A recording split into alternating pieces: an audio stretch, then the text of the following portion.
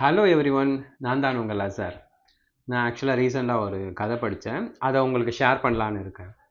ஆக்சுவலாக பார்த்தீங்கன்னா, ஒரு கிராமத்தில் ஆடு மேய்க்கிற பையன் ஒருத்தர் இருக்கார். அவரோட ஃப்ரெண்டு ஒருத்தர் மரம் வெட்டுறவர் ஒருத்தர் இருக்கார். ஆக்சுவலாக அவங்க ரெண்டு பேரும் அந்த காட்டு பக்கத்தில் ஒருத்தர் ஆடு மேய்க்க போகிறாரு, இன்னொருத்தர் மரம் வெட்ட போகிறாரு. அவர் ஆடு மேய்க்கிறவர் என்ன பண்ணுறாரு, ஆடை மேய விட்டுட்டு அவர் பாட்டு உட்காந்துக்கிறாரு. மரம் வெட்டுறவர் மரத்தை வெட்டாமல் அவர் கூட உட்காந்து ரெண்டு பேரும் கதை பேசிக்கிட்டே இருக்காங்க. ஆக்சுவலாக இதில் ரெண்டு பேருமே பார்த்தீங்கன்னா ரெண்டு பேருமே எதுவுமே பண்ணலை. ஒருத்தர் ஆடு மேய்க்க விட்டுட்டாரு, இன்னொருத்தர் மரம் வெட்டாமல் சும்மா இருக்கிறாரு. ஆனால் இதில் மரம் வெட்ட வந்தவருக்கு வீட்டுக்கு போகும்போது ஒன்றுமே இல்லை, வெறும் மரம் எதுவுமே எடுத்துகிட்டு போகாமல் போகிறாரு. ஆனால் ஆடு மேய்க்கிறவருக்கு அவர் என்ன விஷயத்துக்காக வந்தாரோ அது நடந்துருச்சு. ஆனால் ரெண்டு பேருமே எதுவுமே பண்ணலை.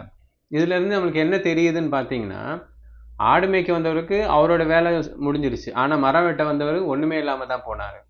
ஸோ அதே மாதிரி தான் இந்த கதையில் நம்ம எடுக்க வேண்டிய கருத்து என்ன அப்படின்னு சொல்லி பார்த்தீங்கன்னா, இப்போ நம்ம ஃப்ரெண்ட்ஸும் இருப்பாங்க.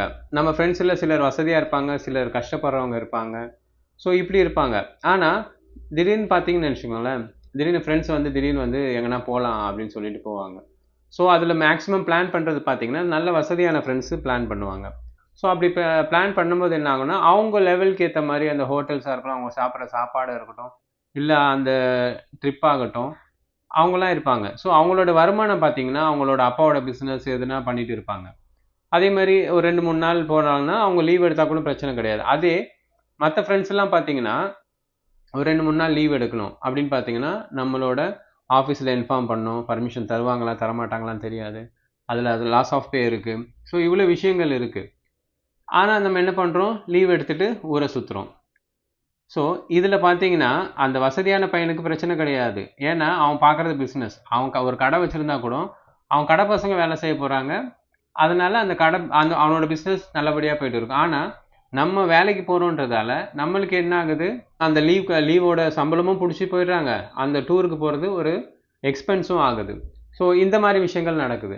இதே மாதிரி சில விஷயங்கள் நடக்குது. என்னன்னு பார்த்தீங்கன்னா, நம்ம என்னோட ரிலேட்டிவ் ஒருத்தர் பார்த்தீங்கன்னா, நான் கார் வாங்கியிருந்தேன். 2016 கார் வாங்கினேன். நான் வாங்குறத பார்த்து அவருக்கும் வாங்கணும்னு ஆசை வந்துருச்சு. வாங்கிட்டாரு. ஆனால் அவருக்கு காரே ஓட்ட தெரியாது. ஆனால் கார் வாங்கிட்டாரு. வாங்கி என்ன பண்ணாரு, ஓட்ட தெரியாமல் என்ன பண்ணுவார், ஒரு 6 மாதம் வச்சுருந்தாரு.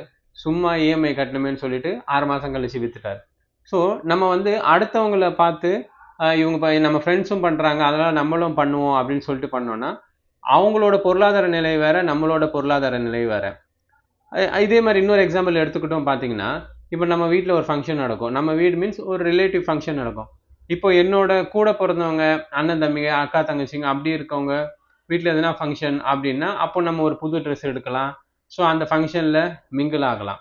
ஆனால் இதே நிலைமை என்ன ஆகும்னா, இதுவே என் ஃப்ரெண்டோ என் தம்பியோட அவங்களோட அவங்க இன்லாஸ் ஹவுஸில் அவங்களுக்கு அவங்க வீட்டில் எதுனா ஒரு ஃபங்க்ஷன் இருக்குன்னு வைங்களேன், அந்த ஃபங்க்ஷனுக்கு போயிட்டு நான் புது துணி எடுக்கிறது எவ்வளோ பெரிய முட்டாள்தனம். இந்த முட்டாள்தனத்தை நிறைய பேர் பண்ணுறாங்க. அங்கே என்னென்னா ஃபேமிலியில் எல்லா ஃபேமிலியும் ஒரே மாதிரி ட்ரெஸ் பண்ணணும் அப்படின்னு இருப்பாங்க. ஸோ இந்த மாதிரி தப்பும் நிறைய பேர் பண்ணுறாங்க. இந்த மாதிரி தப்பு பண்ணுறது எப்படின்னு பார்த்தீங்கன்னா, இப்போ நம்மளோட கூட பிறந்தவங்க இல்லாட்டி அப்பா அம்மா கூட பிறந்தவங்க வீட்டில் ஒரு ஃபங்க்ஷன்னா நம்ம ஒரு புது துணி எடுக்கலாம். சரி, அவங்க ஒரு யூனிஃபார்மாக ஒரே மாதிரி ட்ரெஸ் எடுக்கலாம், அது ஓகே. அவங்க பார்த்தீங்கன்னா நம்மளுக்கு அதான் ஒரு 2 விட்ட 3 விட்ட அந்த மாதிரி சொந்தங்கள்லாம் இருக்கும். இந்த சித்தப்பா 2 வீட்டு சித்தப்பா 3 வீட்டு சித்தப்பா அந்த மாதிரி இருப்பாங்க. அவங்க வீட்டுக்கும் நம்ம சேர்ந்து ஃபங்க்ஷனுக்கு ட்ரெஸ் எடுக்கிறது, அது நம்ம ஒருத்தருக்கு மட்டும் எடுக்கிறது பிரச்சனை கிடையாது. நம்மளோட ஒய்ஃபுக்கு, நம்ம பசங்களுக்கு இவ்வளோ எடுக்கும்போது செலவுகள் அதிகமாகுது. ஸோ அடுத்தவங்க பண்ணுறாங்க நம்மளும் பண்ணுவோம் அப்படின்னு சொல்லிட்டு பார்த்தீங்கன்னா, நம்ம கடன் கொடுக்கும்போது நம்ம தான் கொடுக்கணும், அடுத்தவங்க கொடுக்க மாட்டாங்க. எப்போவுமே அடுத்தவங்களும் நம்மள மாதிரியே இருக்காங்க, அவங்க இப்படி நடந்துக்கிறாங்க, நம்மளும் அப்படியே நடந்துக்குவோம், அவன் வேலை வெட்டிக்கு போகாமல் இருக்கான், நம்மளும் வேலை வெட்டிக்கு போகாமல் இருந்தோம்னா ஒன்றுமே பண்ண முடியாது. ஸோ நம்மளோட சுச்சுவேஷனுக்கு ஏற்ற மாதிரி நம்மளை மாற்றிக்கணும்.